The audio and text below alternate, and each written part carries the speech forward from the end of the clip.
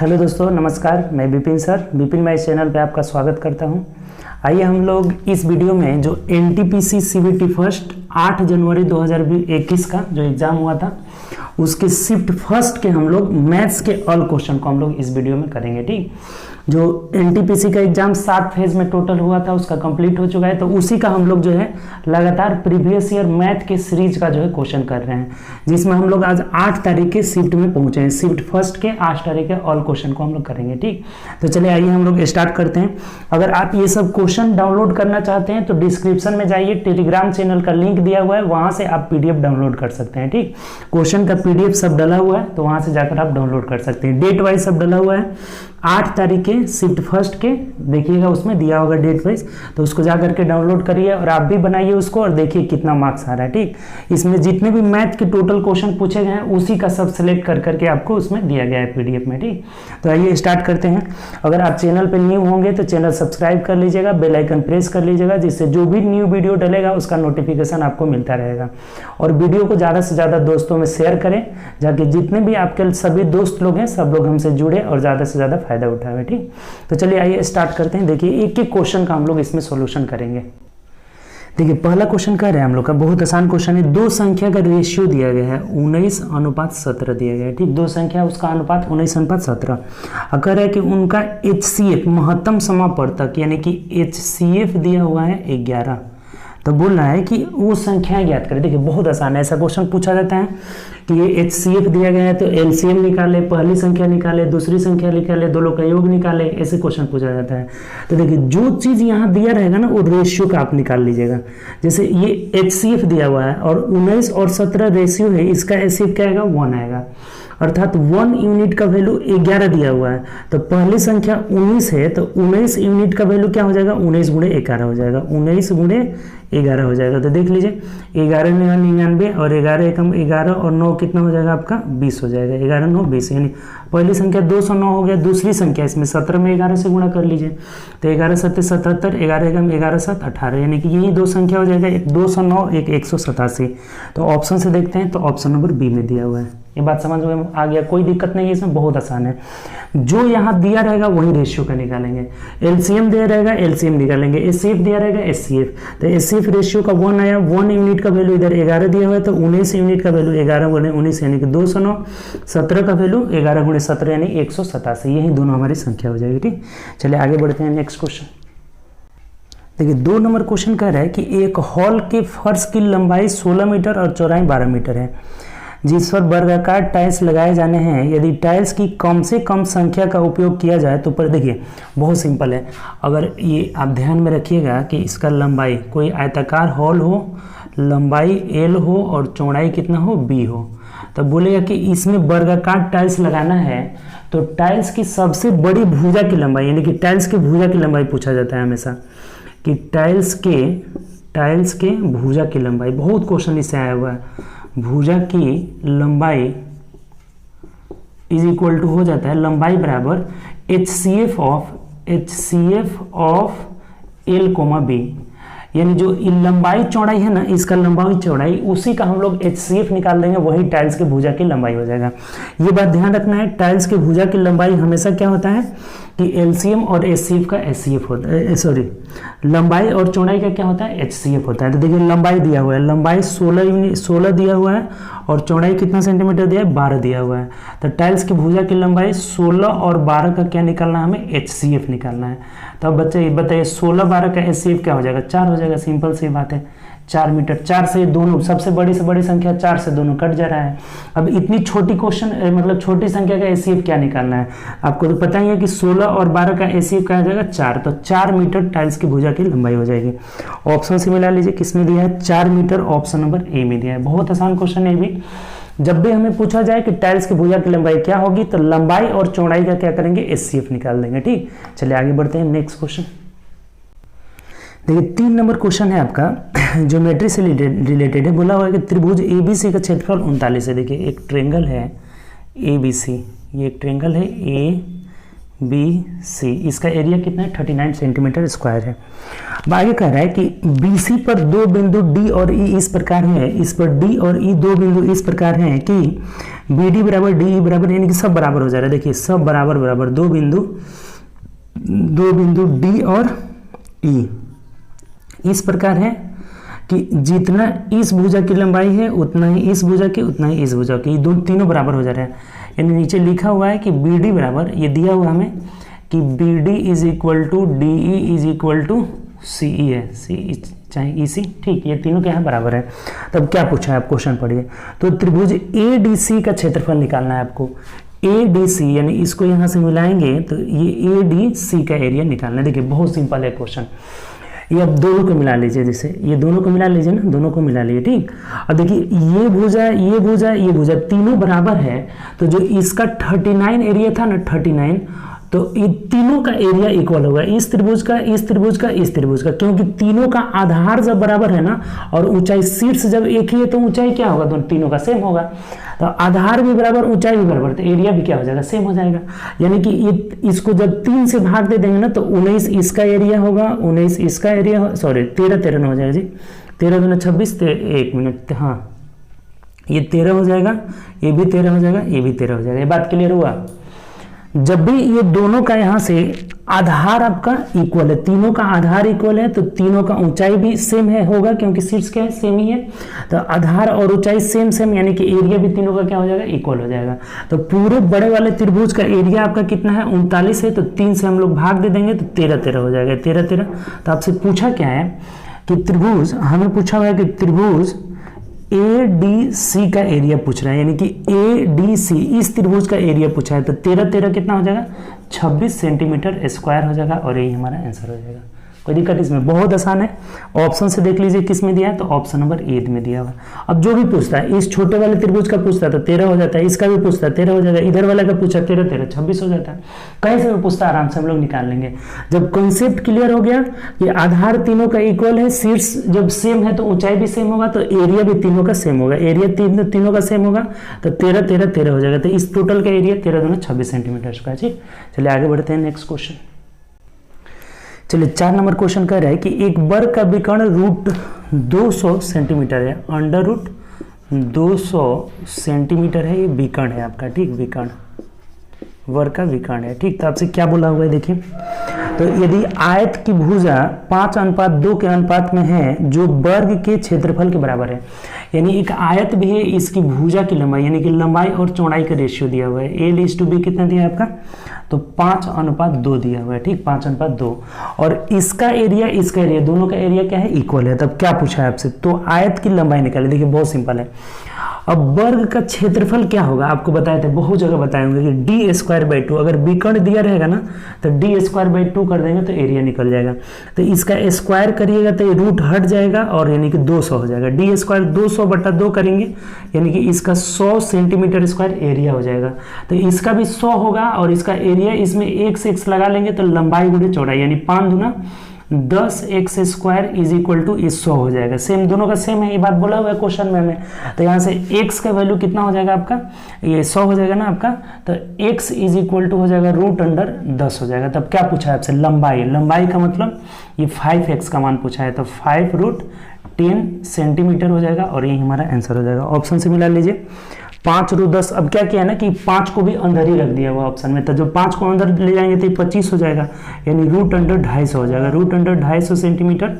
Option से देख लेते हैं, तो ऑप्शन नंबर ए में दिया हुआ है। ये बात समझ गए कि नहीं समझे? नहीं समझे तो एक बार और समझ लीजिए। देखिए ये एक वर्ग है और ये एक आयत है। ये क्वेश्चन में बोला है कि दोनों का एरिया क्या है, इक्वल है, दोनों का क्षेत्रफल बराबर है। तब इसका विकर्ण दिया है, तो जहां भी विकर्ण दिया हो तो भुजा निकालने के चक्कर में नहीं पड़ना है। D²/2 एरिया क्या हो जाएगा, D²/2 यानी कि 100 हो गया। तो इसका भी 100 होगा, इसकी लंबाई चौड़ाई x मान ली यानी कि 10x² = 100, तो x का वैल्यू √10 आ गया। तब हमें लंबाई पूछा है, तो लंबाई का मतलब 5√10। अब 5 को अंदर भेजेंगे तो 25 250 हो जाएगा। ये 5 जब भी अंदर जाएगा रूट के अंदर तो 25 हो जाएगा, 25 × 250 सेंटीमीटर।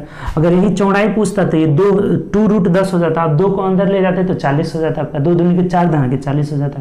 ये बात क्लियर हुआ? चलिए नेक्स्ट क्वेश्चन देखते हैं। देखिए अगला क्वेश्चन कह रहा है कि एक चुनाव में केवल 2 उम्मीदवार थे, 2 उम्मीदवार। हारने वाले उम्मीदवार को कुल मतों का 48% मत मिला। देखिए जो लूजर है ना इसे 48% मिल रहा है, 48%। अब कह रहा है कि उसने अपने प्रतिद्वंदी को 6000 मतों से अधिक मत मिले, 6000 मत अधिक मिले उसके प्रतिद्वंदी को, और उसने 3% मतों के अंतर से जीत लिया। इसका मतलब जो विनर है, विनर इससे 30% अधिक ला रहा है। ये बात बोला हुआ है, 3% बोला हुआ है कि एक चुनाव में केवल 2 उम्मीदवार थे, हारने वाले उम्मीदवार को कुल मतों का 48% मत मिला, उसने अपने प्रतिद्वंदी को 6000 मत अधिक मिले, उसके प्रतिद्वंदी को 6000 मत अधिक मिले और उसने 3% मतों के अंतर से जीत हासिल की। ये जो विनर है इससे 3% अधिक, यानी कि 48 और 3 कितना हो जाएगा आपका, तो 51 हो जाएगा। 49, 50, 51, यानी कि ये 51% मत प्राप्त कर रहा है। इसका मतलब ये 48 और 51 कितना हो गया आपका, 99 हो गया। ठीक, 99, 1% मत जो हो जाए अवैध घोषित हो जा रहा है। यहाँ पे जो मतलब 2 उम्मीदवार ही हैं, इसको 51 मिला। 51 कैसे पता चला हमें, ये बोला हुआ है कि ये 3% अधिक मत से जीत जाता है, तो ये 48 पाया तो 51 पाएगा, और 48, 51 दोनों 99 हो रहा है। इसका मतलब 1% मत क्या है, अवैध है। 1% मत अवैध है, ये बात आपको पता चल जाना चाहिए, अवैध है। तब आगे पढ़िए क्या कर रहे हैं। तो बोला है हमें 3% मत के अंदर से जीतना था, तो अमान्य मतों की संख्या, यानी यही अवैध या अमान्य मतों की संख्या पूछ रहा है। बहुत सिंपल हो गया, ये 3% से जीतता है, यानी कि 3% का वैल्यू कितना दिया हुआ आपको, 6000 रुपया दिया हुआ है। 3% का वैल्यू 6000 दिया हुआ है, तो अमान मत कितने हैं, 1%, तो 1% का वैल्यू कितना हो जाएगा, 3 से कटा दीजिए, 3 दूना 6, यानी कि 2000 हो जाएगा। अर्थात जो अमान्य मत है, अवैध मत है, वो 2000 है। ऑप्शन से मिला लीजिए किस में दिया है, तो ऑप्शन नंबर ए में दिया है। उम्मीद करते हैं बात समझ गए होंगे। अच्छा क्वेश्चन है, थोड़ा सा घुमाया हुआ है, देखिए समझिए इस बात को। अगर लूजर 48 पा रहा है तो अभी नहीं करिएगा कि विनर जो पाएगा कितना पाएगा, 52 पाएगा, क्योंकि ये क्वेश्चन में बोला हुआ कि ये 3% ही अधिक पा रहा है, तो 3% अधिक मतलब 51 पाएगा, तो 51 48 यानी 99 हो गया, तो 1% मत अवैध हो जाएंगे, क्योंकि तीसरा कोई उम्मीदवार है ही नहीं इसमें। तो 1% अवैध हो गए, और ये 3% मत से जीतना है, जो कि 6000 मत दिया हुआ है, तो 3% का वैल्यू 6000, तो 1% का वैल्यू 2000, और यही हमारा अवैध मत है। ए आंसर हो जाएगा। चलिए आगे बढ़ते हैं, नेक्स्ट क्वेश्चन।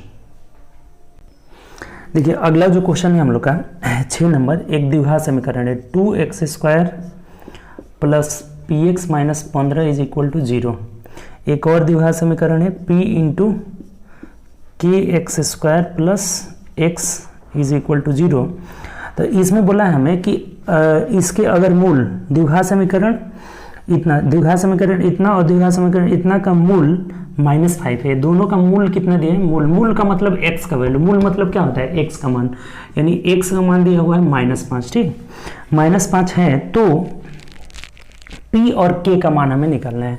जैसे यहाँ p है और यहाँ k है, तो दोनों का वैल्यू निकालना है। देखिए बहुत सिंपल है, x बराबर -5 दोनों इक्वेशन में रख लीजिए। यहाँ हमें दिया हुआ है प्रश्न में कि x इज इक्वल टू -5, तो यहाँ जब -5 रखेंगे तो ये देखिए 5 × 5 = 25, दूना कितना हो जाएगा, 50 हो जाएगा, और ये -5 रखिएगा तो प्लस माइनस -5p हो जाएगा, और यहाँ माइनस कितना हो जाएगा, 15 हो जाएगा, इज इक्वल टू 0 हो जाएगा।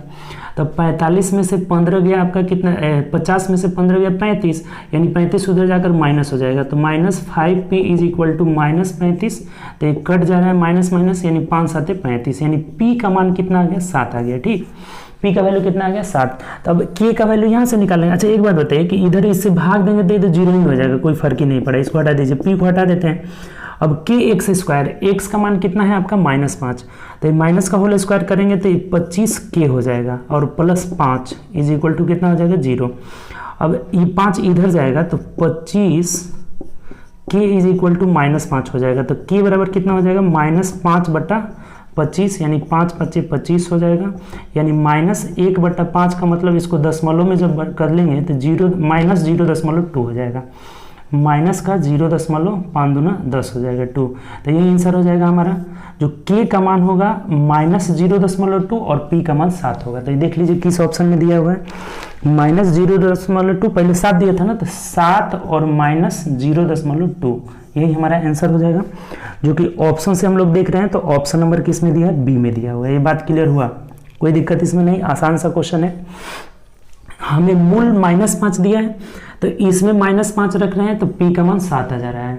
ये भाग देंगे तो इधर 0 हो जाएगा, p का कोई मतलब ही नहीं हुआ। तब यहाँ इसमें अगर -5, अब देखिए एक चीज़ यहाँ गड़बड़ हुआ है, देखिए ये भी 0.2 होगा, ये -5 है ना हमारा, इसके x का मान क्या है -5, तो ये इधर जाएगा तो प्लस हो जाएगा, यानी k = 5/25 का मतलब 1/5 हो गया, तो ये 0.2 हो जाएगा, यानी कि दोनों पॉजिटिव में ही आएगा। ये 7 और 0.2, इसका मतलब ऑप्शन नंबर ए हो जाएगा, बी नहीं होगा, क्या हो जाएगा, ए हो जाएगा।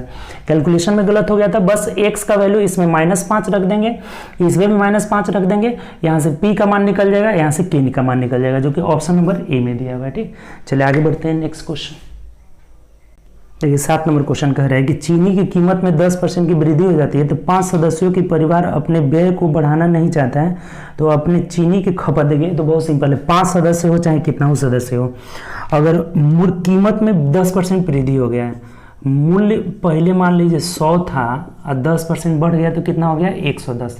तो अब कह रहा है कि इसके खपत में, उसके अपनी चीनी की खपत में कितने प्रतिशत की कमी करे कि व्यय सेम रहे। तो देखिए यहाँ कितना कमी करना होगा, तो 10 की कमी करना होगा। जब भी कमी किया जाता है तो किस पे, बड़ा वाला पे, प्रतिशत के लिए 100 हो जाएगा, बहुत सिंपल सा हो गया। क्या हो जाएगा, 1 0 से 0 कट गया, यानी कि 100/11, यानी 11×9 = 99, 9.1/11% हो जाएगा, और यही हमारा आंसर हो जाएगा। ऑप्शन से मिला लीजिए, ऑप्शन नंबर सी में दिया हुआ है। ठीक, कोई दिक्कत इसमें नहीं है, बहुत आसान सा क्वेश्चन है। बोला हुआ है कि अगर मूल्य में 10% वृद्धि हो जाए तो खपत कितना % कम करना होगा, तो 100 से 110 बढ़ गया तो कम 10 का करना होगा, तो कम किया जाएगा तो नीचे अधिक वाला मान प्रतिशत के लिए 100, यानी 9.1/11। कोई दिक्कत, चलिए आगे बढ़ते हैं नेक्स्ट क्वेश्चन। चलिए नेक्स्ट क्वेश्चन देखते हैं। देखिए अगला 8 नंबर क्वेश्चन क्या कर रहा है कि शांत जल में एक नाव की चाल 15 किलोमीटर प्रति घंटा है। ये बोला हुआ है कि नाव की चाल 15 किलोमीटर/आवर है, और धारा की चाल, उसके बाद कह रहा है कि धारा की चाल जो है 3 किलोमीटर/आवर है। धारा की जो गति है 3 किलोमीटर/आवर है। देखिए समझिए इस क्वेश्चन को, अच्छा क्वेश्चन है। अब कह रहे हैं कि प्रतिकूल और अनुप्रवाह यानी अप स्ट्रीम और डाउन स्ट्रीम के लिए 2 यात्रा पूरी करने में, 2 यात्रा मतलब जाने आने फिर जाने आने, अप स्ट्रीम डाउन स्ट्रीम यानी 2 यात्रा पूरी करनी है। ठीक, तो 2 यात्रा पूरी करने में लगने वाले समय के बीच अंतर ब्रैकेट में लगा हुआ, अर्थात एक छोर से दूसरे छोर तक वापस आना और उसी फिर जाना, मतलब दोहराना है, 2 बार जाना है। जैसे देखिए यहाँ से यहाँ तक हमें 2 बार जाना है, आना जाना है, फिर आना है, फिर जाना है, फिर आना है, यानी एक ही यात्रा को 2 बार करना है। इसीलिए बोल रहा है कि 2 बार करने में 10 मिनट का अंतर है। देखिए अगर हम एक बार जा रहे हैं, एक बार आ रहे हैं, फिर जा रहे हैं, आ रहे हैं, यानी इसमें 2 बार गए और 2 बार आए, तो दोनों में अंतर कितना है, अंतर जो है, अंतर हमारा है 10 मिनट का अंतर है, 10 मिनट का अंतर।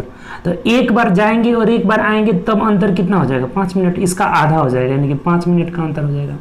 ये बात पहले समझ में आया कि नहीं, बहुत सिंपल है क्वेश्चन। ठीक, देखिए जब हम 2 बार जा रहे हैं, 2 बार आ रहे हैं, तब अंतर 5 मिनट का है, तो एक बार 10 मिनट का है, तो एक बार जाएंगे, एक बार आएंगे, तो अंतर कितना हो जाएगा, 5 मिनट का। अब देखिए जाने में जब हम धारा के दिशा में जाएंगे तो ये चाल हो जाएगा 18 किलोमीटर/आवर, और जब विपरीत दिशा में आएंगे तो भी घट जाएगा, यानी कि 12 किलोमीटर/आवर हो जाएगा। तो ये स्पीड का उल्टा टाइम होता है, आपको बताए थे। तो ये टाइम यहाँ 12 हो जाएगा और यहाँ 18 हो जाएगा। ये कट रहे तो कटा दीजिए, 6 दूना 12, 6 18, यानी दोनों का अंतर 1 हुआ। इस एक यूनिट का वैल्यू कितना दिया, 5 दिया हुआ है। इस 1 यूनिट का वैल्यू 5 है, तो किसी को भी ले लीजिए, मान लीजिए 2 का ले लेते हैं, चाहे 3 का ही ले लिए, 3 यूनिट का वैल्यू कितना हो जाएगा, 15 मिनट हो जाएगा।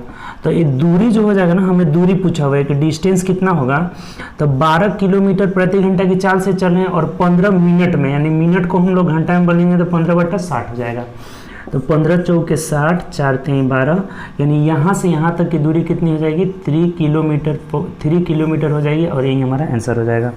ऑप्शन से मिला लीजिए 3 किलोमीटर, यानी ऑप्शन नंबर डी हो जाएगा। देखिए बहुत अच्छा क्वेश्चन है, इसको समझिए, फिर से एक बार समझिए। ये बोला हुआ है कि यहाँ से यहाँ जाने आने, फिर जाने और आने, दोनों के समय का जो अंतर है ना, जाने और आने के समय का अंतर 10 मिनट दिया हुआ है। तो 2 बार जाने आने का समय का अंतर 10 मिनट है, तो 1 बार जाने आने के समय का अंतर कितना होगा, 15 हो जाएगा। और जब जाएंगे तो धारा जुड़ जाएगा, यानी कि 18 हो जाएगा, जब आएंगे तो घट जाएगा, तो ये रेशियो 18-12 है, तो टाइम हो जाएगा 12-18, उल्टा हो जाता है। तो ये 2 और 3 यूनिट का हो गया, तो 1 का वैल्यू 5, तो किसी का भी लेके चलिए, मान लीजिए 3 लेते हैं तो 3 यूनिट का वैल्यू 15, तो 12 के चाल से जा रहा है 15 मिनट में, तो 12 × 15/60 कर लिए, यानी कितना दे रहा है, 3 किलोमीटर। आप चाहे तो 2 से भी ले सकते हैं, 10 मिनट आ जाएगा, अब 18 × 10/60 करिएगा, वही चीज़ आएगा, यानी कि यहाँ से यहाँ तक की दूरी कितनी है, 3 किलोमीटर। अच्छा क्वेश्चन है, चलिए आगे बढ़ते हैं नेक्स्ट क्वेश्चन। देखिए 9 नंबर क्वेश्चन, इसको सॉल्व करना है, ठीक, ये बुडमास के रूल पे है, देखिए सॉल्व कर दीजिए, बहुत सिंपल है। सबसे पहले हम छोटा कोष्ठक को तोड़ेंगे, तो ये गुणा कर दीजिए, 3 से 3 कट गया, यानी कितना आ गया, 2/5, और 2/5 आ गया, और फिर इसको हम पूरा उतार देते हैं। देखिए 2/5 भागे ये भी आ जा रहा है कितना, 2/5 और गुणे 3/2 और -1। तो सबसे पहले आप भाग देंगे यहाँ पे, तो भाग दीजिएगा 2/5 में 2/5 से, तो 1 हो जाएगा, और 1 में गुणा करेंगे 3/2 से, तो 3/2 ही हो जाएगा, अर्थात 3/2 में -1 करेंगे तो ये कितना हो जाएगा, 1/2 हो जाएगा। यहाँ से यहाँ तक 1/2 आ गया। अब देखिए यहाँ लिख देते हैं, ये 1.8 है आपका, कितना है, 1.8 प्लस, अब देखिए ये तो सिंपल है कि कट जाएगा, यहाँ से यहाँ कट जाएगा, यानी 3/2 हो गया, और गुणे फिर से ये कितना है आपका, तो 1/2 है, ये कट गया तो 3/2। अब देखिए कितना आ जा रहा है, तो ये 2 दूनी के 4, 1.8 प्लस ये कितना हो जा रहा है, 3/4 हो जा रहा है। तो देखिए अब इसको जोड़ दीजिए, ये 18 चौको 72, यानी 7.2 में 3 जोड़ेंगे तो 10.2/4, तो 4 × 20, फिर कितना बचा, सॉरी 4 दूना 8 हुआ ना, अब 2 बचा, 4 × 20, फिर 4 × 20, 2.55 आ रहा है, जो कि ऑप्शन नंबर किस में दिया है, डी में दिया है। आसान क्वेश्चन है। सबसे पहले छोटा ब्रैकेट, उसके बाद से भाग देंगे, गुणा करेंगे, इसका वैल्यू आ गया 1/2। अब यहाँ 1.8 गुणे 2 से 2 कट जा रहा है, तो 3/2 गुणे 1/2, सॉल्व कर लिए 2.22, ऑप्शन नंबर डी हो जाएगा। चलिए आगे बढ़ते हैं नेक्स्ट क्वेश्चन। देखिए 10 नंबर क्वेश्चन कह रहा है कि 1 घंटा का 5 मिनट, 1 घंटा, देखिए 1 घंटा का 5 मिनट और 1 घंटा का 5 मिनट, यानी कि 5 ऊपर रहेगा और 1 घंटा नीचे रहेगा, यानी 60 मिनट कर लेते हैं, ठीक। और उसके बाद 1 घंटे का 20 सेकेंड, इसका मतलब 20 सेकेंड ऊपर रहेगा, और 1 घंटा का मतलब 60 × 60 कर लेते हैं, ठीक। इसको सेकेंड में बदल लेते हैं। रेशियो जब भी लिया जाता है ना, बट्टा जब भी लिया जाता है, तो यूनिट सेम रहना चाहिए। पहला में बोला हुआ है कि 1 घंटे के 5 मिनट, यानी 5 मिनट ऊपर रहेगा, 1 घंटा नीचे रहेगा, तो इसको भी मिनट में बदल दिए। उसके बाद कह रहा है कि 1 घंटे का 20 सेकेंड, यानी 20 सेकेंड ऊपर रहेगा, ये सेकेंड में है, और 1 घंटा में था, तो इसको भी क्या कर लिए, मिनट में बदल लिए। दोनों का हमें अंतर पूछ रहा है। अब फ्रैक्शन में इसका मात्रक कुछ नहीं रहेगा, मात्रक कट गया, यूनिट सेम होना चाहिए, कट जाएगा। तो इन दोनों का क्या पूछ रहा है हमें कि अंतर के बीच अंतर कितना होगा। तो देखिए 5 से कटाइए 12 मर्द में, ये 20 × 60 हो जा रहा है, यानी कितना आ गया, 1/12 माइनस 1/180 हो जाएगा। तो देखिए एलसीएम आ जाएगा आपका कितना, तो 180 हो जाएगा ना, 12 × 12 6 18 12 25 60, तो 12 × 12 और 12 25 60, 15 हो जाएगा -1, यानी कि 14/180 हो जाएगा। देखिए कटा लिया होगा तो कटा दीजिए आप, ये नहीं हुआ जी। यहाँ 12 अंतर ही तो पूछा था ना कि 5 मिनट और इतना के भिन्नों के बीच अंतर कितना हो जाएगा, तो 12 × 12 12 25 60, 14 बट्टा कितना हो जाएगा आपका, 14/180। कटा ही लिया है, देखिए कटा लीजिए, 2 7 14, इसको 2 से कटाएंगे तो 2 9 18, यानी कि 7/90 आ जाएगा, 7/90। ऑप्शन से देख लीजिए किस में है, तो ऑप्शन नंबर, अब 7/90 को क्या लिख दिया ना, ऐसे लिख दिया, देखिए 0.7/9, ये आंसर मिलाने के लिए आपको इतना करना पड़ेगा, ये 10 से भाग दे दिया है, 0.7/9, जो कि ऑप्शन नंबर किस में, सी में दिया हुआ है। एक्चुअली में तो आंसर आया 7/9 ही आया, तो ऐसा ऑप्शन नहीं दे करके 0.7/9 दे दिया है, तो वही हो जाएगा हम लोग का ऑप्शन नंबर क्या हो जाएगा, सी हो जाएगा। कोई दिक्कत है इसमें, कुछ नहीं है। ये 5 मिनट का 60 सेकेंड, यानी 5 मिनट का 1 घंटा, 1 घंटे का 5 मिनट बोला है ना, तो 5 ऊपर रहेगा, 1 घंटा नीचे, 1 घंटे का 20 सेकेंड, तो 20 सेकेंड ऊपर और इसको सेकेंड में बदल लिए। दोनों के भिन्नों का अंतर पूछा हुआ था, तो 7/90, यानी कि 0.7/9, जो कि ऑप्शन नंबर सी में दिया है। चलिए आगे बढ़ते हैं नेक्स्ट क्वेश्चन। देखिए 11 नंबर कह रहा है कि एक स्कूल में लड़कों और लड़कियों की संख्या का अनुपात बॉय और गर्ल का रेशियो दिया है कितना 5:6 दिया हुआ है। ठीक, अब कह रहा है कि 20% लड़के और 25% लड़कियों ने छात्रवृत्ति धारक की है, तो कितने छात्रों को छात्रवृत्ति नहीं मिला। देखिए बहुत सिंपल है, ये पाँच का जो है ये बोला हुआ है कितना 20% लड़के और 25% लड़के छात्रवृत्ति प्राप्त किए हैं, तो इस 5 का 20% को छात्रवृत्ति मिला है तो 80% को नहीं मिला है। हम डायरेक्ट ये निकाल लेंगे कितने को नहीं मिला है, तो 0 से 0 कट गया, 5 दूना 10 यानी 2 से कटा है 4 यूनिट को छात्रवृत्ति नहीं मिला है। और इस 6 का बोला हुआ है कि 25% लड़की को छात्रवृत्ति मिल रहा है तो 75% को नहीं मिलेगा, तो 75/100 यानी कि 25 थे 75, 25 चौके 100, 2 दूनी के 4, 2 3 6 यानी कितना आ गया आपका, ये 9/2 आ गया, यानी 4.5 कर सकते हैं। ठीक, तब क्या बोला है आपसे कि कितने छात्रों को छात्रवृत्ति नहीं मिले हैं, तो 4 यहाँ है 4.5 यहाँ है, यानी दोनों मिलाकर 9.5 हो गया, और टोटल छात्र 6 5 कितने थे, 11 थे, यही हो जाएगा। इतने प्रतिशत में पूछा है तो प्रतिशत के लिए क्या करिए 100 से गुणा कर दीजिए, तो ये पॉइंट हटाइएगा 0 यहाँ चला जाएगा, यानी कितना हो जाएगा 950/11% छात्रों को छात्रवृत्ति नहीं मिली है, जो कि ऑप्शन नंबर किस में दिया है, ए में दिया है। उम्मीद करते हैं समझ गए होंगे, आसान क्वेश्चन है। देखिए फिर से एक बार समझ लीजिए, 5 यूनिट लड़के हैं, 5:6 का रेशियो है, तो इस 5 में 20 को छात्रवृत्ति मिला है तो 80 को नहीं मिला, यानी 80 का वैल्यू 4000 है। इस 6 यूनिट के 25% को मिल गया है तो 75% को नहीं मिला है, जो 9/2 यानी 4.5 है। तो कुल मिलाकर कितने को नहीं मिला, तो 9.5 को नहीं मिला, और टोटल ओवरऑल कितना है 11, प्रतिशत के लिए 100, हमेशा प्रतिशत टोटल पे ही निकाला जाता है, तो 6 5 11 और प्रतिशत के लिए 100 यानी 950/11 हो जाएगा। चलिए आगे बढ़ते हैं नेक्स्ट क्वेश्चन। देखिए 12 नंबर क्वेश्चन क्या कर रहा है कि 20 और 14 मीटर ऊंचाई के 2 खंबे हैं, एक खंबा 20 है और एक खंबा क्या है 14 है, यही है दोनों की ऊंचाई। कह रहा है एक खंबे हैं दोनों ऊंचाई 2 खंबे के शीर्षों को एक तार से मिलाया जाता है। इस जो शीर्ष है ना दोनों का, इस शीर्ष को एक तार से क्या किया जाता है, मिलाया जाता है, तो तार द्वारा जोड़ा जाता है, तो क्षैतिज के साथ 30। अब क्षैतिज का मतलब कि ये इसको मिलाना पड़ेगा, हमेशा क्षैतिज मतलब पैरेलल होगा, क्या होगा, पैरेलल होगा। तो क्षैतिज के साथ ये कितनी डिग्री का कोण बना रही है, तो यहाँ पे 30 डिग्री का कोण बना रहा है। ठीक, 30 डिग्री का, जैसे आगे ऐसे बढ़ाइएगा ना तो यहाँ क्षैतिज के साथ ये 30 डिग्री का कोण बनाएगा ना, तो यहाँ भी क्या होगा 30 ही होगा, दोनों सेम ही होता है। ठीक, 30 डिग्री का कोण बनाता है, तो तार की लंबाई निकालना है। देखिए कुछ नहीं है, बहुत सिंपल है, ये आपका यहाँ से यहाँ कितना है 20 मीटर है, 20 मीटर है, और ये जो हमारा है 14 मीटर है। ठीक, 14 मीटर है। अब देखिए कुछ नहीं है इस क्वेश्चन में। एक बात बताइए कि ये वाला जो दूरी निकल जाएगा वो कितना हो जाएगा, तो 20 में से 14 घटा लेते हैं तो ये कितना हो जाएगा 6 मीटर हो जाएगा।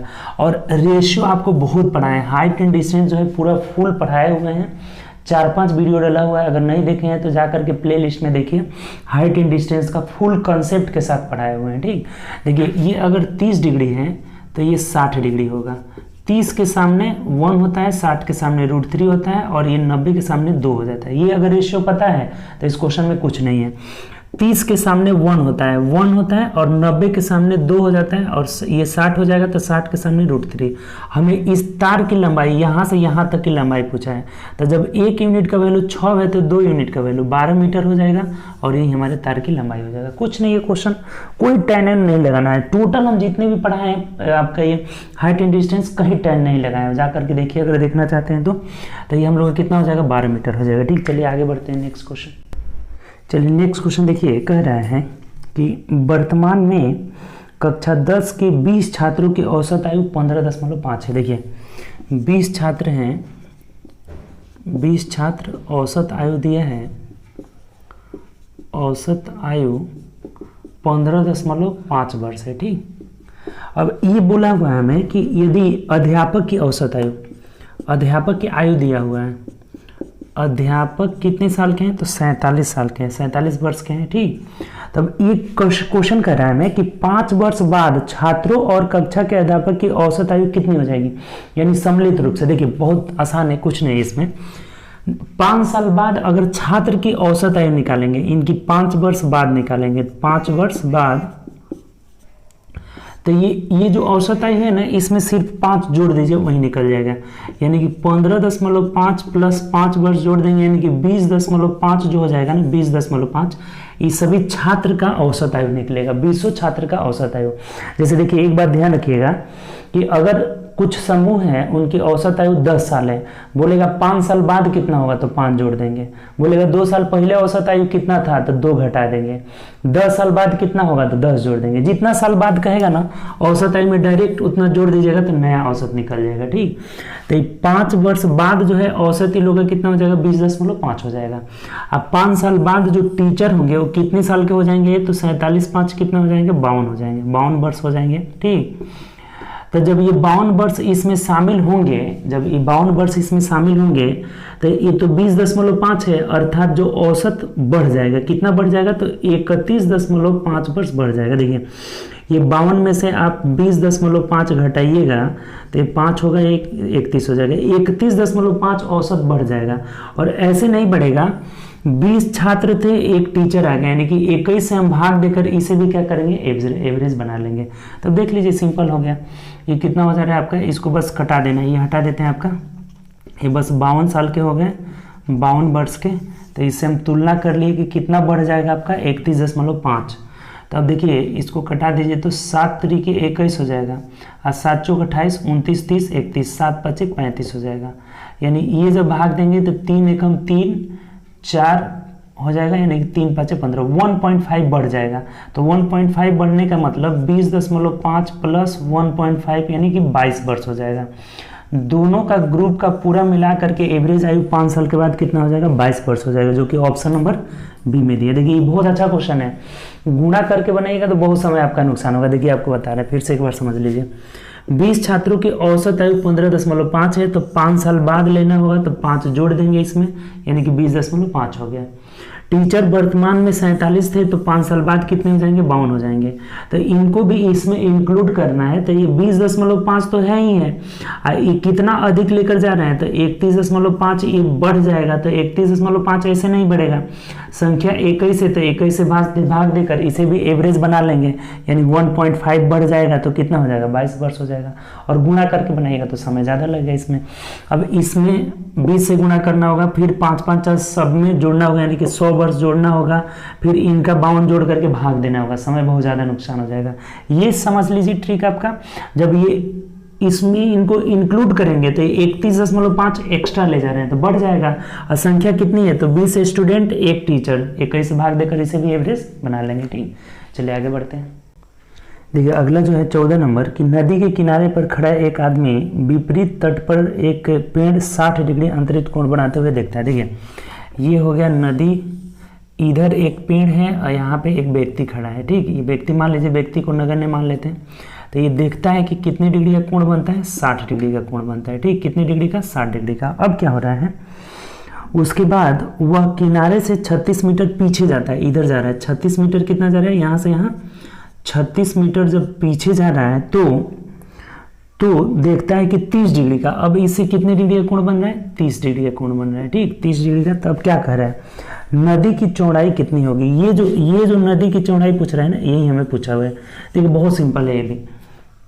मान लीजिए सपोज डेट ये 30 डिग्री है ना, ये 60 डिग्री है। ठीक, तो यहाँ से देखिए, कभी भी ये 60 है तो और ये 30 हो जाएगा, तो 60 के सामने √3 यूनिट होता है, 30 के सामने 1 यूनिट होता है, और 60 के सामने √3 यूनिट होता है। ठीक, और जब इसको 30 लेंगे तो ये अच्छा, इसको x ही कर लेते हैं, ये x लेंगे तो ये कितना हो जाएगा, √3x हो जाएगा, क्योंकि 2 यूनिट है तो x मानना सबसे आसान हो जाएगा। 30 के सामने x होगा तो 60 के सामने √3x हो जाएगा। फिर ये अब बड़े त्रिभुज में जब आएंगे तो ये 30 हो गया, तो इस 30 के लिए ये √3x है, तब ये पूरा 60 हो जाएगा, तो इसके लिए ये √3 गुना, इसका √3 गुना हो जाएगा, यानी √3x का √3 गुना कितना हो जाएगा, 3x हो जाएगा। ये पूरा यहाँ से यहाँ तक। तो इसका मतलब ये हुआ कि 3x का मान क्या है, x प्लस 36 के बराबर है। तो इधर आएगा तो ये घट जाएगा, 2x = 36 हो जाएगा, तो x बराबर 18 मीटर हो जाएगा, और यही हमारा आंसर हो जाएगा। ये नदी की चौड़ाई कितनी है, x, तो वो 18 मीटर हो जाएगी, जो कि ऑप्शन नंबर किस में दिया है, बी में दिया है। ये बहुत सिंपल है ये सब क्वेश्चन ना, आप सिंपली जो है नॉर्मल जो है ये रेशियो जो पढ़ा है, रेशियो उसी से बना लीजिएगा। अगर 30 के सामने ये x हो जाएगा तो 60 के सामने क्या हो जाएगा, √3x हो जाएगा, और ये आपका 2x हो जाएगा। ये 1√3 और 2 का रेशियो होता है। तो ये निकालना है तो हम इसे x मान लिए, ये x मानेंगे तो 60 के सामने √3x हो जाएगा।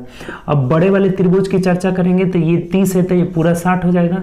30 के सामने अगर √3x थे तो इसका √3 गुना यहाँ से यहाँ तक हो जाएगा, यानी √3x का √3 गुना करेंगे तो 3x हो जाएगा। अर्थात ये 3x किसके किसके बराबर है, x + 36 के बराबर है। तो इधर लेके आए, x का वैल्यू कितना आ जा रहा है 18, और यही हमारा नदी की चौड़ाई हो जाएगा। ठीक, चलिए आगे बढ़ते हैं नेक्स्ट क्वेश्चन। चलिए अगला क्वेश्चन देखते हैं हम लोग। नेक्स्ट क्वेश्चन 15 नंबर का है कि एक संख्या का 25% दूसरी संख्या के 30% से ज्यादा अधिक है, संख्याओं के बीच का अंतर 29 है, तो संख्या ज्ञात करें। देखिए इसमें एक्स वाई मान लीजिए पहली संख्या x है तो x का 25% y के 30% से 30/100 से कितना अधिक है, 7 अधिक है, यानी कि दोनों का अंतर 7। अब तिरछा गुणा कर दीजिए, सिंपल, इसको कटाइए मत, रहने दीजिए। 25x - 30y = 700 हो जाएगा। और एक बात बोला है कि संख्याओं के बीच अंतर कितना का है, x - y = 29 है, ये भी दिया हुआ है।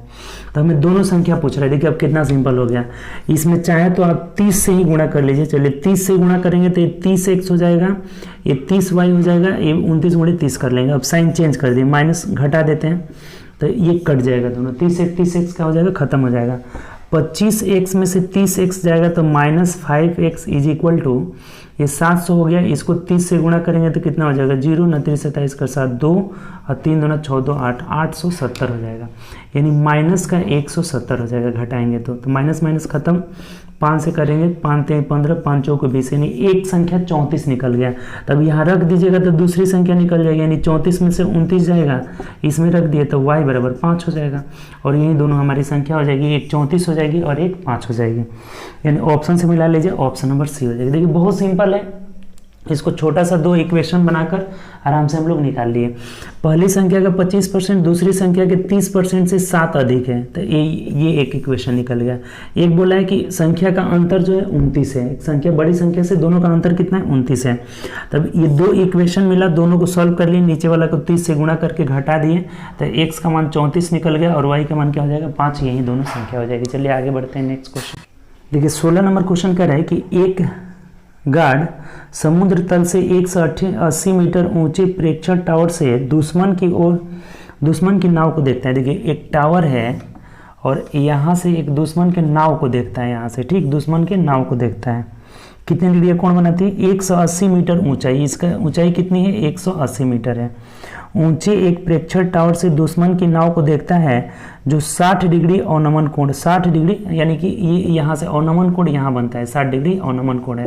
तो ये अगर 60 डिग्री है तो ये भी क्या हो जाएगा, 60 डिग्री हो जाएगा, क्योंकि एकांतर कोण से ये दोनों क्या हो जाएंगे, बराबर हो जाएंगे। ठीक, तो ये 60 डिग्री हो गया। अब क्या कह रहा है, तो टावर से आधार से नाव की दूरी, यानी ये दूरी हमें पूछ रहा है। देखिए बहुत सिंपल है, अभी आपको बताए थे कि ये 60 के सामने √3 होता है, ठीक, और ये 30 हो जाएगा तो 30 के सामने 1 होता है। तो √3 का वैल्यू दिया हुआ है, 1 का पूछ रहा है, यानी √3 यूनिट का वैल्यू 180 दिया हुआ है, 1 का पूछ रहा है तो 180/√3 हो जाएगा, यानी कि 3618 60√3 मीटर हो जाएगा, और यही हमारा आंसर हो जाएगा। ऑप्शन से मिला लीजिए, 60√3 ऑप्शन नंबर डी में दिया, कुछ नहीं है इसमें। 3 हाइट एंड डिस्टेंस है, अभी तक क्वेश्चन आ गया, ठीक, सिर्फ रेशियो से 30 के सामने 1 होता है, 60 के सामने √3 होता है। तो √3 का वैल्यू 180 दिया हुआ है और 1 का पूछ रहा है, यानी कि 180/√3 तो 60√3 हो जाएगा। ठीक, चलिए आगे बढ़ते हैं नेक्स्ट क्वेश्चन। देखिए 17 नंबर क्वेश्चन कह रहा है कि आरोही क्रम में लिए गए 3 क्रमागत पूर्णांकों, जैसे एक x मान लिए तो x + 1 हो गया और एक x + 2 हो गया, 3 संख्या ले ली। कह रहा है कि इन्हें क्रमशः 2 3 और 4 से गुणा किया जाता है। इसको 2 से गुणा किया जाता है, इसको 3 से गुणा किया जाता है और इसको 4 से गुणा किया जाता है। ठीक, गुणा किया जाता है और गुणनफल को जोड़ा जाता है तो 74 प्राप्त होता है। अर्थात इन तीनों के गुणनफल को जब जोड़ देते हैं तो कितना आ रहा है, 74 आ रहा है। तो सबसे बड़ी संख्या कितनी होगी, देखिए बहुत सिंपल हो गया। अब बताइए, ये हो गया कितना, 2x + 3x + 3 हो गया और +4x + 8 हो गया = 74 हो गया। तो 4x 3x 7x 2 9x 9x = 74 - 8 3 11, इधर घट जाएगा। ठीक, 74 - 11 यानी 9x = कितना हो जाएगा, 3 हो जाएगा और यहाँ पे कितना हो गया 6 हो गया। तो 9 7 63, x का वैल्यू 7 आ गया तो सबसे बड़ी संख्या आपकी क्या हो जाएगी x प्लस 2 यानी कि 7 2 9 हो जाएगा और यही हमारा आंसर हो जाएगा। ऑप्शन से मिला लीजिए, ऑप्शन नंबर डी हो जाएगा। देखिए बहुत सिंपल हो गया ये भी, एक x हो गया, एक x प्लस 1, एक x प्लस 2, इसको 2 से 3 से 4 से गुणा करके जोड़ने पे 74 आता है। तो सबसे छोटी संख्या 7 हो गई तो एक 8 हो जाएगी, एक बड़ी संख्या 9 हो जाएगी, डी आंसर हो जाएगा। चलिए आगे बढ़ते हैं नेक्स्ट क्वेश्चन। देखिए 18 नंबर क्वेश्चन कर रहा है। 18 नंबर देखिए बोला हुआ है हमें कि मोहन की तुलना में रजनी, देखिए मोहन रजनी है और कौन सा है आपका, मोहन की तुलना में रजनी 25% कम काम करती है और रिजवान की तुलना में मोहन 20% अधिक। एक रिजवान भी है, ठीक, रिजवान है, ठीक। अब देखिए बोला हुआ है कि मोहन की तुलना में रजनी 20% कम काम करती है और रिजवान की तुलना में मोहन 20% अधिक काम करता है। यानी रिजवान को अगर 100 मान लेंगे तो ये इससे 20% अधिक काम करता है तो ये 120 हो जाएगा, ठीक। अब बोला है कि मोहन की तुलना में रजनी 25% कम काम करती है तो ये 20 का 25% कम का मतलब 75/100 हो गया। तो 25 3 75, 25 चौके 100, 4 से कटा दीजिए 30, यानी दोनों काम का इन लोग का रेशियो हो गया। काम का रेशियो कितना हो जाएगा 120:90:100 हो जा रहा है। आप चाहें तो ये 0 0 कटा भी सकते हैं, 0 0, ठीक। तो 12:9:10 हो गया। तो कभी भी मजदूरी जो रहता है ना काम के रेशियो में ही बांटा जाता है। तो तीनों जोड़ लीजिए कितना रहा है 12 और 9 21 हो जाएगा और 10 जो जगह जाएगा 31 हो जाएगा। 31 यूनिट का वैल्यू देखिए कितना रुपये लोग कमा रहे हैं, 930 रुपये कमा रहे हैं, यानी 1 यूनिट का वैल्यू 30 हो गया। 30 से कट जा रहा है तो पूछा क्या है आपसे, तो मोहन का हिस्सा कितना होगा, मोहन का हिस्सा कितना है 12, तो 12 यूनिट का वैल्यू 12 3 36 360 रुपये हो जाएगा और यही हमारा आंसर हो जाएगा। ऑप्शन से मिला लीजिए तो ऑप्शन नंबर सी में दिया हुआ है। उम्मीद करते हैं समझ गए होंगे। हमेशा जो मजदूरी होता है काम के रेशियो में बांटा जाता है। जैसे ये इससे 20% ज़्यादा काम किया, इससे 25% कम, तो इसी को 100 मान लिए 100, किसी को भी मानिएगा यही रेशियो आएगा, उसमें कोई दिक्कत नहीं होगा, ठीक। ये 100 माने तो ये 120 हो गया। अब 120 से 25% कम यानी 75/100 तो रेशियो यही आ गया। 12 9 21 10 31 का वैल्यू 93 दिया है तो 12 का पूछ रहा है, जिसका पूछे उसका निकाल लेंगे। राज का पूछा जाता है तो 29 27 270 हो जाता है, इसका पूछा जाता है रिजवान का तो 300 हो जाता है। चलिए आगे बढ़ते हैं नेक्स्ट क्वेश्चन। देखिए 19 नंबर क्वेश्चन कह रहा है कि रहीम ने एक निश्चित राशि 3 वर्ष के लिए 5% साधारण दर पर निवेश किया। 3 वर्ष में 5% वार्षिक साधारण ब्याज पर निवेश किया। उसने उसके दोस्त हीरालाल को, ठीक, रहीम ने एक निश्चित राशि कह रहा है कि उसके दोस्त हीरालाल ने उतनी ही धनराशि 2 वर्ष के लिए 7% वार्षिक दर से निवेश किया। रहीम को हीरालाल से 30 रुपये अधिक मिलते हैं। देखिए बहुत सिंपल है, ये 3 वर्ष में 5% की रेट से तो 5 3 15 इसे ब्याज मिलेगा। ये 2% की रेट से 7 वर्ष के लिए यानी कि 2 वर्ष में 7% की रेट से तो इसे 14 ब्याज मिलेगा। इसको देखिए कितना ब्याज अधिक मिल रहा है 1, और इसी 1 यूनिट का वैल्यू देखिए दिया हुआ है कितना 7, 1 यूनिट का वैल्यू 30 रुपये दिया हुआ है, 1% का वैल्यू 30 रुपये। तो कह रहा है उसके द्वारा निवेश की गई धनराशि कितनी होगी, तो यानी कि 100 का हमेशा मूलधन जो होता है 100 यूनिट, तो 100 का वैल्यू कितना हो जाएगा 3000 रुपया और यही हमारा आंसर हो जाएगा। निवेश की गई राशि 3000 रुपये हो जाएगी, जो कि ऑप्शन नंबर किस में दिया है, बी में दिया है। देखिए कितना आसान क्वेश्चन है, केवल बड़ा लिखा हुआ है। ये 3 वर्ष में 5% की रेट से तो 15, 2 वर्ष में 7% की रेट से 14, कितना अधिक ब्याज मिला है 1 यूनिट का वैल्यू 30 तो 100 यूनिट का वैल्यू 3000 रुपये, बी हो जाएगा। चलिए आगे बढ़ते हैं नेक्स्ट क्वेश्चन। चलिए 20 नंबर क्वेश्चन देखिए, कह रहा है कि किसी परीक्षा में अर्थशास्त्र में 41% विद्यार्थी अनुत्तीर्ण हुए, भूगोल में 35% विद्यार्थी अनुत्तीर्ण हुए और इतिहास में 39% विद्यार्थी अनुत्तीर्ण हुए। इन तीनों विषयों में 5% विद्यार्थी अनुत्तीर्ण हुए। अर्थशास्त्र और भूगोल में 14%, भूगोल और इतिहास में 21% और इतिहास और अर्थशास्त्र में 18% हुए। तो उन विद्यार्थियों का प्रतिशत ज्ञात करें जो केवल अर्थशास्त्र में हुए हैं। देखिए ध्यान दीजिए, ये तीनों में कॉमन भी है और तीनों अलग अलग बना रहा है, तीनों अलग अलग ऐसे और तीनों में कॉमन पार्ट भी है। ये हो गया आपका क्या, अर्थशास्त्र, इकोनॉमिक्स, ये हो गया आपका क्या चीज़, तो भूगोल, ज्योग्राफी, और ये हो गया हिस्ट्री। ठीक, तीनों हम लोग कर लिए। तो ये बोला हुआ है कि 41% विद्यार्थी अनुत्तीर्ण होते हैं। अर्थशास्त्र इकोनॉमिक में टोटल 41%, ये टोटल 41 हो गया, ठीक। और भूगोल में 35%, ज्योग्राफी में कितना हो गया 35%, यहाँ से यहाँ तक टोटल 35 हो जाएगा, ठीक। उसके बाद कह रहा है कि 39% विद्यार्थी हिस्ट्री में, 39 हिस्ट्री में, टोटल 39 क्या हो जा रहा है हिस्ट्री में हो जा रहा है, ठीक। अब बोला है कि 5% विद्यार्थी तीनों विषयों में, देखिए यही ना तीनों पार्ट वाला है, ये कितने हो जाएंगे 5% हो जाएंगे। 5% विद्यार्थी तीनों विषयों में फेल होते हैं, ठीक, अनुत्तीर्ण होते हैं।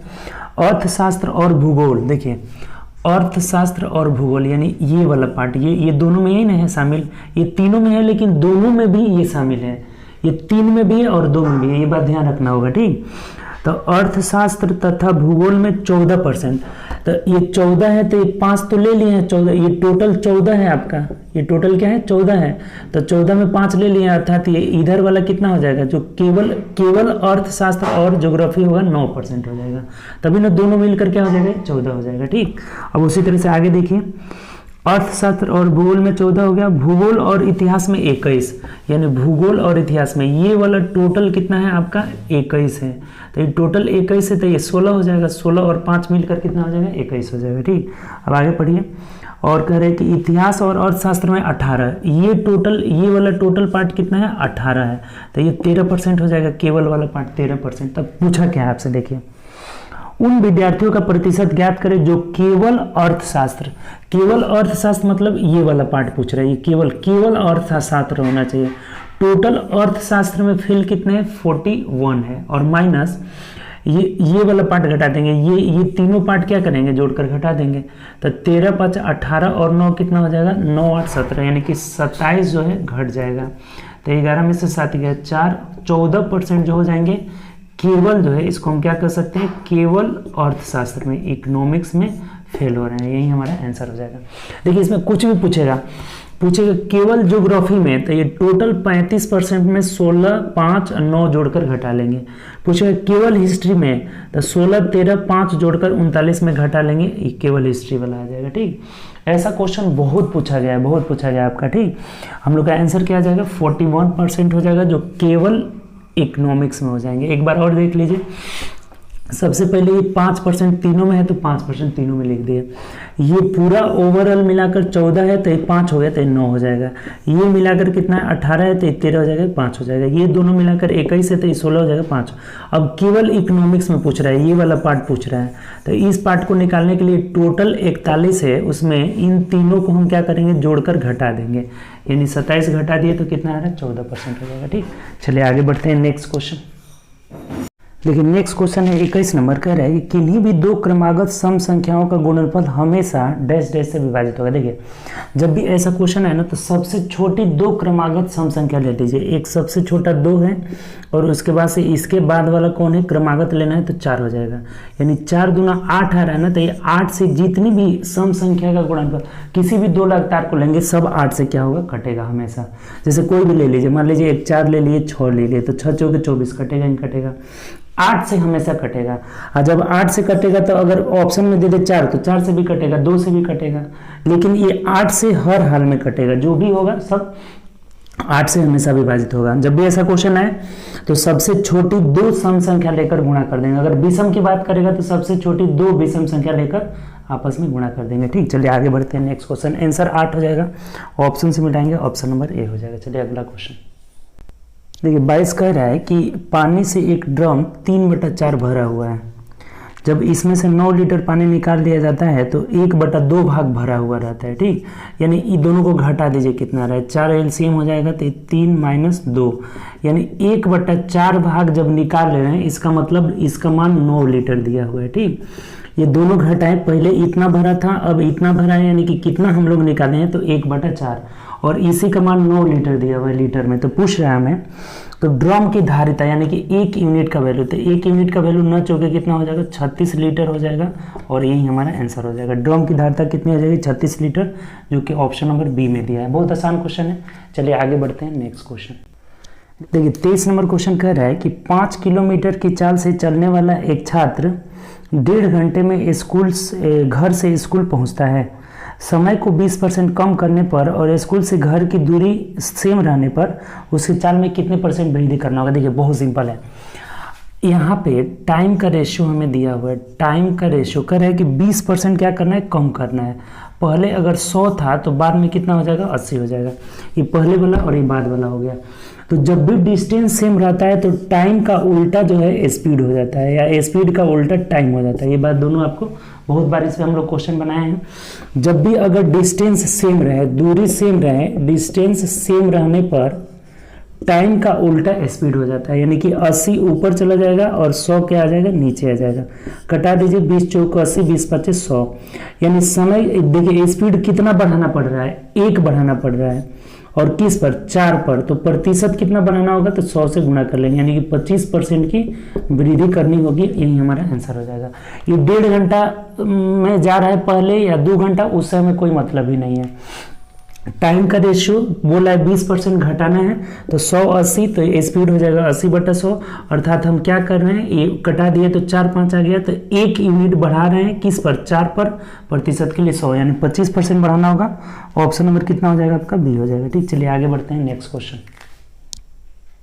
देखिए नेक्स्ट क्वेश्चन कह रहे हैं हमें कि 24 नंबर कि 356yx 90 से पूर्णतः विभाजित है। किससे, 90 से विभाजित है, तो y - x का मान निकाले। देखिए बहुत आसान है, 90 से कटने का मतलब कि आपका 10 × 9 कर लेते हैं, 10 × 9 से कटना चाहिए। ठीक, तभी ना 90 से कटेगा। 10 से भी कटेगा, 9 से भी कटेगा। 9 से डिविजिबिलिटी रूल आपको पता है। एक बात बताइए कि अगर 10 से जब कट रहा है तो अंतिम तो अंक 0 होगा, यहाँ से x का मान हम लोग निकाल ले, क्या होगा, 0 होगा। इसमें तो कोई टेंशन वाली बात ही नहीं है। जब कोई संख्या 10 से कब कटेगा, जब अंत में 0 रहेगा, बिना 0 का 10 से कटेगा नहीं। अब 9 से डिविजिबिलिटी रूल क्या कहता है, अंकों का योग 9 से कटना चाहिए। तो देखिए यहाँ पे 6 5 11 और 3 कितना हो गया, 14, तो ये 4 हो जाएगा, तभी ना 14 4 18 हो जाएगा, और पूरा पूरी 9 से कट जाएगा, यानी y का मान क्या आ गया, 4 आ गया। तो हमें बोला हुआ है y - x बराबर क्या होगा, तो 4 में से 0 गया 4, और यही हमारा आंसर हो जाएगा। उम्मीद करते हैं समझ गए होंगे। बहुत आसान क्वेश्चन है। 10 से कटने के लिए अंत में 0 रहेगा, x बराबर 0 हो गया। 9 से कटने के लिए डिजिट सम जोड़ दीजिए, 6 5 11 और 3 14, 4 रहेगा तभी जाकर 18 होगा, जो कि 9 से कट जाएगा। ठीक, तो y बराबर 4 होगा, x बराबर 0 होगा, तो घटा दिए कितना है, 4। चलिए आगे बढ़ते हैं नेक्स्ट क्वेश्चन। देखिए 25 नंबर कह रहा है कि 3 दोस्त ने एक पार्टी में आयोजन किया। तनवीर ने यूसुफ का, देखिए तनवीर यूसुफ का कितना भुगतान किया है, 2/3। तनवीर जो है यूसुफ का 2/3 भुगतान किया है, 2/3। उसके बाद कह रहा है कि यूसुफ ने सचिन का 1/2, यूसुफ ने सचिन का 1/2 भुगतान किया, 1/2। देखिए बहुत सिंपल है, इसको अगर x मान लेते हैं तो ये x/2 करेगा, क्योंकि इसका 1/2 है और इसका ये 2/3 है, यानी कि x/2 का कितना, 2/3 कर लीजिए, तो ये कट जाएगा, यानी ये x/3 भुगतान कर रहा है। और तीनों का भुगतान मिला करके तो कह रहा है कि यूसुफ द्वारा किया गया भुगतान कितना होगा। यूसुफ द्वारा किया गया व्यय का भिन्न क्या होगा। यूसुफ द्वारा बोला ना कि 3 दोस्तों ने एक पार्टी में योजना बनाई। तनवीर ने यूसुफ का 2/3 भुगतान किया, यूसुफ ने सचिन का 1/2 भुगतान किया। तो यूसुफ द्वारा किया गया कुल व्यय का भिन्न क्या होगा। अब रेशियो बदल लीजिए, देखिए इसको रेशियो बदल लीजिए, सिंपल। ये हो जा रहा है x/3, x/2 और ये हो गया x खत्म हो जाएगा, और रेशियो बदलेंगे तो 3 दूना 6 से सबको गुणा कर लेंगे, 6, इसको भी 6 से गुणा कर लीजिए, तो ये 2:3:6 हो गया। तो ये बोला है ना हमें कि यूसुफ द्वारा किए गए कुल व्यय का भिन्न निकालना है। तो यूसुफ कितना व्यय कर रहा है, 3, और टोटल कितना हो जा रहा है, 6 3 9 2 11, तो ये 3/11 हो जाएगा, और यही हमारा आंसर हो जाएगा। ऑप्शन से देख लीजिए, ऑप्शन नंबर सी हो जाएगा। अच्छा क्वेश्चन है, जैसे जैसे बोला हुआ था, ये इसका इसको x माने तो ये x/2 और इसका 2/3 यानी x/3 रेशियो बना लिए, तो 2:3:6 के रेशियो में इन्वेस्ट कर रहे हैं ये लोग। तो ये बोला है कि यूसुफ का भिन्न निकालना है, तो यूसुफ 3 दे रहा है और टोटल कितना है, 11, 3/11 हो जाएगा। ठीक, चलिए आगे बढ़ते हैं नेक्स्ट क्वेश्चन। देखिए अगला क्वेश्चन है 26 नंबर की 2 संख्याओं के बीच का अंतर 5 है। जैसे मान लीजिए एक x मान लेते हैं, एक y मान लेते हैं, इनके बीच का अंतर कितना है, 5। बड़ी वाला को x, छोटी वाला को y माने। अब कह रहा है कि छोटी संख्या में 25 घटाया जाता है और बड़ी संख्या में 20 जोड़ा जाता है। यानी x प्लस 20, जब छोटी संख्या पहले लिखी, छोटी संख्या y है, इसमें 25 घटाया जाता है और बड़ी संख्या x में 20 जोड़ा जाता है, तब रेशियो क्या हो जाता है, 1/2 हो जाता है। सिंपल दिया हुआ है। अब यहाँ से तिरछा गुणा कर लेंगे तो एक और इक्वेशन मिल जाएगा, 2y minus 50 is equal to x plus 20 हो जाएगा। एक साइड कर दीजिए, 2y minus x is equal to 70 हो जाएगा। ठीक, यहाँ से हमें निकल गया कि 2y minus x is equal to 70। एक इक्वेशन है x minus y is equal to 5।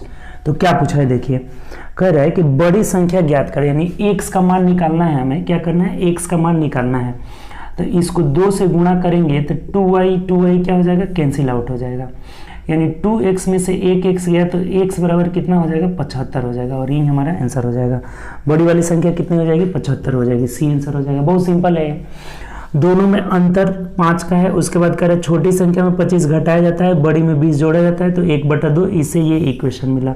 दोनों इक्वेशन को सॉल्व कर लिया, हमें x का मान निकालना था तो 2 से गुणा करके जोड़ दिए तो ये कट जा रहा है, ये 2x में से x गया तो x बराबर 75 हो जा रहा है। ठीक, चलिए आगे बढ़ते हैं, नेक्स्ट क्वेश्चन देखिए। अगला कह रहा है कि एक त्रिभुज के दो कोण का अनुपात 1:2 दिया हुआ है। ठीक, कह रहा है कि और इसके तीसरा जो कोण है, तीसरे कोण का योग के बराबर है, और इन कोणों का योग तीसरे कोण के योग के बराबर है, यानी कि जो थर्ड वाला कोण होगा वो 2 और 1 3 हो जाएगा, 3 इन दोनों के योग के बराबर है।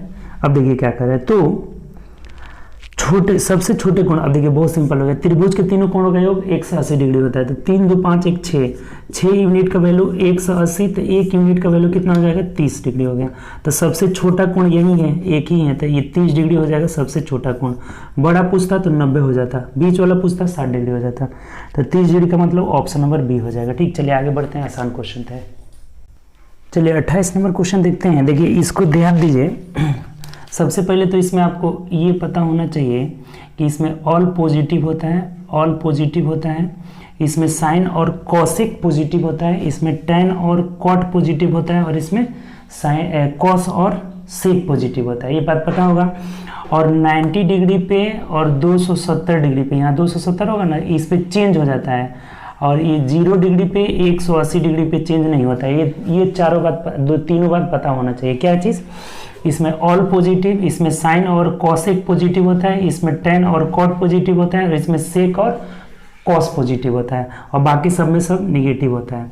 तो जैसे कॉस 270 माइनस थीटा, सबसे पहले 270 पे चेंज भी हो जाएगा, इस पे भी चेंज हो जाएगा, तो कॉस 270 माइनस थीटा इस थर्ड कोऑर्डिनेट में आएगा, और कॉस इसमें निगेटिव हो जाएगा, तो ये माइनस चेंज हो जाकर क्या आ जाएगा, माइनस साइन फाई आ जाएगा, और इसका स्क्वायर हमें करना है क्योंकि यहाँ पे स्क्वायर दिया हुआ है। ठीक, तब चलिए अब यहाँ पर देखिए, अब यहाँ ध्यान दीजिए, अब इस साइन वाले में देखिए, साइन 180 माइनस थीटा किस कोऑर्डिनेट में आएगा, सेकेंड कोऑर्डिनेट में आएगा, और सेकेंड कोऑर्डिनेट में साइन क्या होता है, पॉजिटिव होता है, और 180 पे चेंज भी नहीं होता है, यानी क्या हो जाएगा, साइन फाई हो जाएगा, और इसका होल स्क्वायर है तो यहाँ भी होल स्क्वायर कर लेते हैं।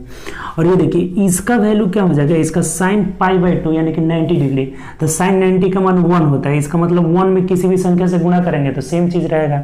अब सिर्फ इसका देखिए, साइन 270 माइनस थीटा, तो 270 माइनस थीटा थर्ड कोऑर्डिनेट में जाएगा, और थर्ड में साइन निगेटिव होता है, और 270 पे चेंज भी हो जाता है, तो ये आ जाएगा आपका कितना, तो माइनस साइन चेंज भी हो जाएगा ना, माइनस कॉस फाई, और इसका भी क्या लेना है, होल स्क्वायर लेना है, होल स्क्वायर, यहाँ बीच में प्लस है, यहाँ पे प्लस दिया हुआ है। ये बात समझ में आया आपको, बहुत आसान है।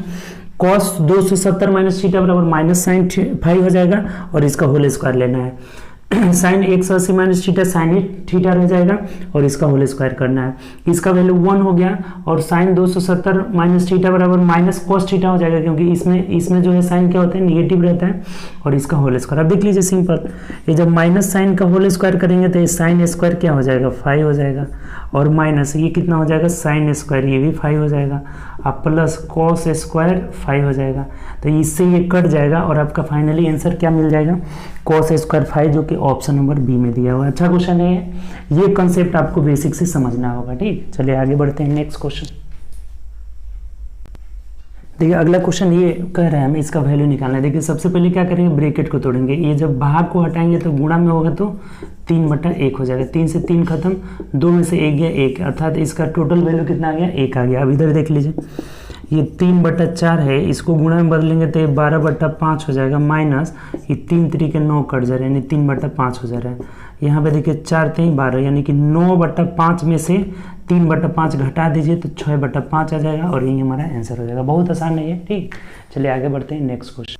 देखिए 30 नंबर क्वेश्चन कर रहे हैं कि एक धनराशि वार्षिक तौर पर लगने वाला चक्रवृद्धि ब्याज 3 वर्ष में 10,648 रुपये हो जाती है और 2 वर्षों में इतना रुपये हो जाती है। तो ब्याज देखिए बहुत सिंपल है, एक साल में कितना ब्याज बढ़ रहा है, देखिए एक साल में कितना बढ़ रहा है घटा दीजिए, 8 की 8 ही हो जाएगा, 14 में से 8 गया 6 हो जाएगा और 15 में से 6 गया 9 हो जाएगा, ये 9 9 खत्म, यानी 968 रुपया बढ़ रहा है। तो यही 968 पिछला जो ब्याज है कितना है, 9,480 का कितना प्रतिशत है, यही ना हमारा रेट ऑफ इंटरेस्ट हो जाता है। ऐसा बहुत क्वेश्चन बताए थे आपको, 0 से 0 हो जाएगा, प्रतिशत मतलब 100 और 968 से 968 खत्म, यानी कि 3% जो हो जाएगा हमारा रेट हो जाएगा, यही आंसर हो जाएगा। ऐसा बहुत क्वेश्चन किए हैं, ठीक। चलिए आगे बढ़ते हैं नेक्स्ट क्वेश्चन। देखिए अगला क्वेश्चन है हम लोग का कि ये 2.697 प्लस 0.498 का होल स्क्वायर माइनस सेम चीज़ है। देखिए आप पढ़े होंगे कि a प्लस बी का whole square minus a minus b का होल स्क्वायर, डायरेक्ट फार्मूला होता है 4ab हो जाता है, यानी कि इसका आंसर क्या आ जाएगा 4 इंटू a का मतलब 2.697 और इंटू 0.498 हो जाएगा, यानी यही हमें गुणा कर लेना है, यही आंसर हो जाएगा, ठीक। और सब मेथड से सबसे आसान यही होगा फॉर्मूला, और चाहे a स्क्वायर बी स्क्वायर करके करिएगा तो और बहुत बड़ा हो जाएगा, यानी कि इसी को गुणा कर लेना होगा, इसको गुणा कर लीजिएगा, आपका आ जाएगा 5.37 लगभग में आ जाएगा, यही आंसर आ जाएगा, ठीक। 2 ही अंक तक हमें दिया हुआ है तो 5.37 2 ही अंक तक आंसर दिया हुआ है, तो यही हमारा आंसर हो जाएगा, ठीक। बहुत आसान है, a प्लस बी का whole square minus a minus b का होल स्क्वायर 4ab होता है, यानी इसको गुणा कर लेना है, 5.37 लगभग आ जाएगा, ठीक। चलिए आगे बढ़ते हैं नेक्स्ट क्वेश्चन। देखिए नेक्स्ट क्वेश्चन एक ग्राफ से रिलेटेड है। निम्नलिखित ग्राफ 2010 से 14 की अवधि मेरठ में स्थित एक कारखाने द्वारा निर्मित बल्लों की संख्या सैकड़ा में दर्शाया गया, 100 में, ठीक। तो ये बोल रहा है, अब नीचे क्वेश्चन पढ़िए डायरेक्ट, बोला कि 2010 से 14, ये सब दिया हुआ है 10 11 12 13 14 तक, 2010 से 14 के दौरान निर्मित बल्लों की औसत संख्या, यानी सबको जोड़ लेना है। देखिए ये औसत संख्या में सबको जोड़ना होगा, 2010 में 30 है, 40.2 है, 35 है, 27.5, सबको जोड़ लीजिए, तो 35 35 70 और 30 100 और ये मिलाकर हो जाता है आपका कितना, तो 70 हो जाए, यानी 170 बट्टा कै गो है आपका, तो 2 2 4 1 5 गो है, तो 5 से भाग दे दीजिए, तो 5 3 15 5 को 20 और सैकड़ा में है तो 2 को 0 लगा लेंगे, यानी 3400 जो हो जाएगा हमारा एवरेज हो जाएगा। इस सैकड़ा में है तो 34 आ रहा है, लेकिन इस सैकड़ा में है तो हमें 2 को 0 लगाना होगा, 3400 एवरेज हो जाएगा, जो कि ऑप्शन नंबर सी में दिया। बहुत आसान है, सबको जोड़कर 5 से भाग देना था, 1 2 3 4 5 वो कंपनी है, 5 से भाग दे दिए, ठीक। चलिए आगे बढ़ते हैं नेक्स्ट क्वेश्चन। देखिए अगला 33 भी आपका ग्राफ से रिलेटेड है, पाई चार्ट से दिया हुआ है। निम्नलिखित पाई चार्ट में विश्वविद्यालय में 7 विभिन्न कॉलेजों PQRSTUMN अंग्रेजी सब दिया हुआ है, अंग्रेजी पाठ्यक्रम में नामांकित छात्रों के बंटन को दर्शाता है। तो देखिए क्वेश्चन पढ़िए डायरेक्ट क्या कर रहा है, ये सब बंटन को दर्शाया, सबका परसेंटेज दिया हुआ है। नीचे कह रहा है कि यदि छात्रों की कुल संख्या 2800 है, यानी कि 100%, टोटल 100% हो गया, 100% का वैल्यू कितना दिया, 2800 दिया हुआ है। तो पूछा है आपसे कि एम और एस में नामांकन, तो एम का देखिए, एम का 17 है और एस का 14 है, तो 17 14 31 हो गया, यानी कि 31% का वैल्यू आपसे पूछा जा रहा है। बहुत सिंपल हो गया, 2800 बट्टा 100 गुणे 31 का मान हमसे पूछा जा रहा है, 31 का मान आपसे पूछा जा रहा है, 0 से 0 कट गया। अब 31 में आपको 28 से गुणा कर लेना है, तो 868 आ जाएगा, कितना आ जाएगा, 868 आ जाएगा, जो कि ऑप्शन नंबर सी में दिया हुआ है, यही हमारा आंसर हो जाएगा। बहुत आसान है आपका, 100% का वैल्यू 2800 टोटल दिया है, तो 31% पूछ रहा है हमें, मैं एम का और एस का दोनों मिलाकर, तो 17 14 31% का पूछ रहा है, 868 हो जाएगा, ठीक। चलिए आगे बढ़ते हैं नेक्स्ट क्वेश्चन। चलिए नेक्स्ट क्वेश्चन देखिए 34 नंबर, कह रहे हैं कि दिए गए सारणी में आदिमियों की संख्या को दर्शाया गया है, जो दिल्ली में वर्ष 2014 से 18 के बीच 4 अलग अलग जिम जाते हैं। अब देखिए क्वेश्चन क्या कह रहा है कि 2018 में ए ज्वाइन करने वाले, देखिए 2018 में ए ज्वाइन करने वाले 278 है, ठीक, और इनका प्रतिशत 2016 में डी ज्वाइन करने वाले, तो 2016 में देखिए डी ज्वाइन करने वाले कितने हैं, 239 है, 239 है, के प्रतिशत से कितना अधिक है, तो देखिए ये कितना अधिक है, घटा दीजिए इसमें से, तो 18 में से 9 गया 9, और यहाँ 6 में से 39 अधिक है किससे, तो 239 है, और प्रतिशत के लिए क्या करेंगे, हमें 100 से गुणा कर देना है। पूछा है प्रतिशत में कितना अधिक है, तो देखिए ये कटेगा नहीं, इसको भाग दे दीजिएगा यहाँ से 3900 बट्टा 239, तो ये आ जाएगा आपका 16.31 लगभग आ जाएगा। तो इतना आ जाएगा, तो लगभग में हमारा 16% आंसर हो जाएगा। यही आपका आंसर होगा जो कि ऑप्शन नंबर डी में दिया है। ठीक, तो बस इसको भाग देकर हमें देख लेना है। ठीक, ये कितना अधिक है, 39 अधिक है किससे, 239 से, प्रतिशत के लिए 100 यानी कि 16% लगभग आ जाएगा। चलिए आगे बढ़ते हैं नेक्स्ट क्वेश्चन। देखिए लास्ट ग्राफ है 35 नंबर ग्राफ, देखिए समझिएगा इस क्वेश्चन को, अच्छा है ग्राफ है। नीचे दिए गए ग्राफ में 2010 से 14 की अवधि में मेरठ स्थित एक कारखाने द्वारा निर्मित बल्बों की संख्या सैकड़ों में दर्शाया गया है। देखिए ऊपर जो है निर्मित बल्बों की संख्या 2010 में 30%, 11 में 42.5%, 12 में 35%, ये निर्मित बल्बों की संख्या है। और नीचे वाला दे रहा है अविकृत बल्बों का प्रतिशत, यानी जो नहीं बिकाया उसका प्रतिशत दिया हुआ है। तो हमें क्वेश्चन क्या पूछा है, देखिए 2010 और 2014 में बिके बल्बों की संख्या में अंतर। तो देखिए 2010 में आपका ऊपर वाले ग्राफ में देखिए कि टोटल बल्ब कितना उत्पादित हुआ है, तो 30 दिया हुआ है। अब प्रतिशत 100 में है, इसका मतलब 30 में 2 जीरो बैठा देंगे। 2010 में 3000 हो गया, और 2014 में 35, अब 35 सैकड़ा में है यानी कि 3500 हो जाएगा। ये टोटल 2010 में निर्मित बल्ला, इसमें निर्मित बल्ला। और नीचे वाले ग्राफ में देखिए कि 2010 में कितना अविकृत है, 20%, तो बिकाया कितना है, तो 3000 का 80% बिका गया है। तो इसको गुणा कर लीजिए, 0 से 0 हो गया, और 8 तरीके 2400 बिका गया है किसमें, 2010 में। वैसे ही 2014 में देखते हैं तो 3500 टोटल है, और इसमें अविकृत जो है कितना है, 24%, तो बिकाया कितना, 76%। 76 बटा 100 कर लीजिए, तो ये अब गुणा कर लेना है, तो 6 5 30, कितना हो जाएगा आपका, 2660 हो जाएगा। देखिए इसको गुणा कर लीजिएगा, 2660 हो जाएगा। तो दोनों में अंतर पूछ रहा है कि अंतर कितना है, तो अंतर कितना है, 260, और यही हमारा आंसर हो जाएगा। ऑप्शन से देखते हैं, ऑप्शन नंबर बी हो जाएगा। ये बहुत अच्छा ग्राफ है। ये 2 ग्राफ दिया हुआ है, ऊपर वाला में टोटल निर्मित और नीचे वाला में अविकृत। यानी ऊपर निर्मित 2010 में 3000 है, 2014 में 3500 है, इसमें अविकृत 20%, तो बिका गया 80%, यानी इतना आ गया। इसमें 24% अविकृत था, तो 76 बिका गया, जो कि इतना गया। दोनों का अंतर कितना आ रहा है, 260, यही हमारा आंसर हो जाएगा। तो ये बहुत अच्छा सेट था। इसमें क्वेश्चन जो है लेवल का दिया हुआ था। उम्मीद करते हैं आपको बहुत अच्छा लगा होगा। तो चलिए अपने दोस्तों में ज़्यादा से ज़्यादा शेयर करिए। आगे हम लोग मिलेंगे नेक्स्ट शिफ्ट के क्वेश्चन के सॉल्यूशन के साथ। हम लोग डेली जो है इस प्रकार से डेली जो है ये कर रहे हैं। हमेशा जो है एक कभी कभी बीच में गैपिंग भी मिल जा रहा है, समय कम होने की वजह से 1-2 दिन गैपिंग भी मिल जा रहा है, उसको हम लोग जारी करेंगे। ठीक, एनटीपीसी का डेली जो है मैथ का सेट आपका कर रहे हैं। तो चलिए ओके बाय, टेक केयर, और ज़्यादा से ज़्यादा अपने दोस्तों में शेयर करिए। जितना शेयर करिएगा और भी हमें भी मोटिवेशन आएगा, और लगातार वीडियो बनाएंगे। ज़्यादा शेयर करिएगा तो 2-2 एक दिन में 2-2 वीडियो भी आपका मिलने लगेगा। तो आप लोग पे डिपेंड करता है, आप लोग ज़्यादा से ज़्यादा शेयर करें, चैनल को आगे बढ़ाएं आप। ठीक, तो ओके, टेक केयर।